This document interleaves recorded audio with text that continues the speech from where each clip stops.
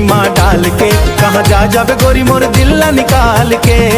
ओ जादू माया के मोर जिंदगी माँ डाल के, कहाँ जा जाबे गोरी मोर दिल ला निकाल के। रख लेते राजा खुद ला संभाल के, कहाँ जा राजा तोर दिल ला निकाल के। हाँ रख लेते राजा खुद ला संभाल के। जब ले आए जिंदगी माँ मोर किस्मत बदल गे, सुना सुना सज गे, जैसे जैसे साहे मोला वैसे वही सब खिल गे। जब ले आए जिंदगी माँ मोर प्यारे चिन्ह छूट गे, देख देख के मोर मनवा धीरे धीरे लूट गे। अब नहीं छोड़ो हाथ तोर, तोरे में सब खिल गे।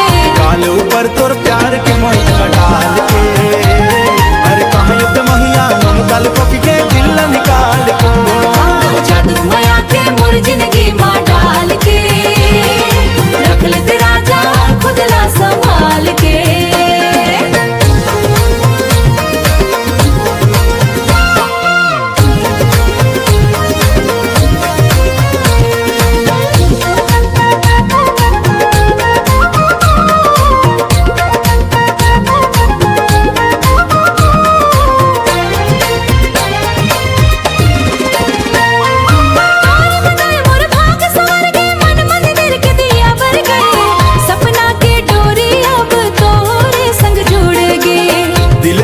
जान दोनों तोरे ऊपर वार दे हूँ, जन्म जन्म तक तोरे संग निभाए दे हूँ।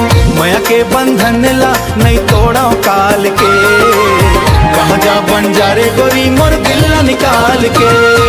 जादू माया के मोर जिंदगी माँ डाल के, कहाँ जा राजा तोर दिल ला निकाल के। माया के रंग गे दोनों के संसार, जन्म जन्म रही संग यही हवे इकरार। चढ़े रे जबरब रणे कोल में समदा हबी बसरार। ओ जादू माया के मोर जिंदगी माँ डाल के, कहाँ जा जाबे गोरी मोर दिल ला निकाल के।